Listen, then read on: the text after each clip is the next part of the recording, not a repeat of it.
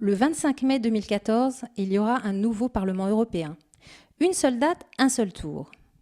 Les élections européennes, ce sont 390 millions d'électeurs des 28 pays de l'Union européenne qui élisent directement 751 députés, dont 74 pour la France. Alors que ces élections revêtent une importance considérable, les enquêtes d'opinion montrent que le fonctionnement complexe des institutions a éloigné les citoyens européens. Pourtant, l'Europe est plus simple qu'on ne le pense. 4 institutions en particulier prennent les décisions. Le Conseil européen réunit les chefs d'État et de gouvernement et définit les priorités politiques. La Commission propose les textes et vérifie leur bonne application. Le Conseil réunit les ministres des États membres. Le Parlement européen représente les citoyens. Ensemble, le Conseil des ministres et le Parlement adoptent les lois et le budget. Conformément à la tradition démocratique des États européens, le Parlement vote les lois, adopte le budget et contrôle le fonctionnement des institutions. Le système démocratique européen repose sur l'égalité entre le Parlement et le Conseil dans presque tous les domaines. C'est un système unique au monde qui produit plus de 100 lois européennes par an qui s'appliquent à 510 millions d'Européens. Sur la base des propositions de la Commission européenne, il négocie des accords avec les États réunis au Conseil. Dans l'hémicycle, les députés se regroupent en fonction de leurs convictions politiques et non de leur nationalité. Les discussions y sont souvent déroutantes pour des citoyens davantage habitués aux éclats de voix des assemblées nationales. Ici, personne ne s'écharpe et les débats peuvent sembler parfois très techniques. Avant d'adopter les textes de loi, les parlementaires dialoguent en permanence avec les autres institutions, mais aussi avec les entreprises, les syndicats professionnels, les ONG et les associations. Souvent, les textes européens apparaissent complexes. Les débats au Parlement sont portés par des députés qui se spécialisent dans un domaine. On observe que les députés européens les plus influents sont les plus expérimentés et surtout les plus assidus. C'est un travail exigeant qui suppose un gros investissement pour une assez faible reconnaissance des médias, mais les enjeux sont majeurs et les négociations souvent exaltantes.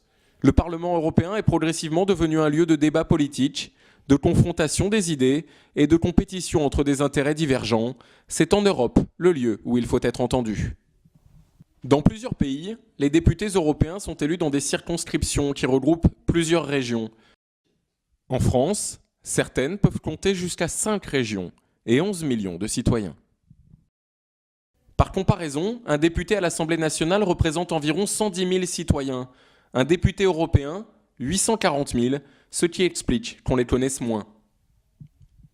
C'est la raison pour laquelle, chaque mois, une semaine est consacrée à rencontrer les citoyens en circonscription. Tous les députés ont des permanences avec lesquelles entrer en contact. Des visites à Strasbourg et Bruxelles, où travaillent les parlementaires, peuvent être facilement organisées. Symbole de la réconciliation franco-allemande et de la volonté forte d'éviter la concentration des institutions dans un lieu unique, le siège du Parlement européen est à Strasbourg. La répartition de ses activités entre Bruxelles et Strasbourg, ainsi que Luxembourg, où travaille une partie des fonctionnaires du Parlement, est l'objet d'une polémique. Si certains souhaitent leur regroupement à Bruxelles, la France, comme la grande majorité des autres États et un grand nombre de parlementaires, est très attachée au maintien du siège du Parlement à Strasbourg. La démocratie européenne est fragilisée par un paradoxe. Plus les pouvoirs des représentants des peuples au Parlement ont augmenté, moins les citoyens se sont mobilisés pour cette élection. Lors des dernières élections européennes en 2009, en France, seuls 40% des électeurs sont allés voter. Pourtant, aujourd'hui, c'est essentiellement en Europe que se décide notre avenir commun. Le Parlement européen dispose de pouvoirs très étendus. Il est à égalité avec les États pour décider des grandes politiques d'avenir, d'où l'importance d'envoyer siéger à Strasbourg des élus qui porteront votre voix pendant 5 ans. En votant le 25 mai 2014, non seulement vous choisirez vos députés européens, mais vous pèserez sur l'orientation politique de l'Europe que vous voulez. En effet, le nouveau Parlement européen élira le prochain président de la Commission européenne. Ces choix peuvent-ils se faire sans vous ? Le 25 mai 2014, il y aura un nouveau Parlement européen. Une seule date, un seul tour, avec ou sans vous ?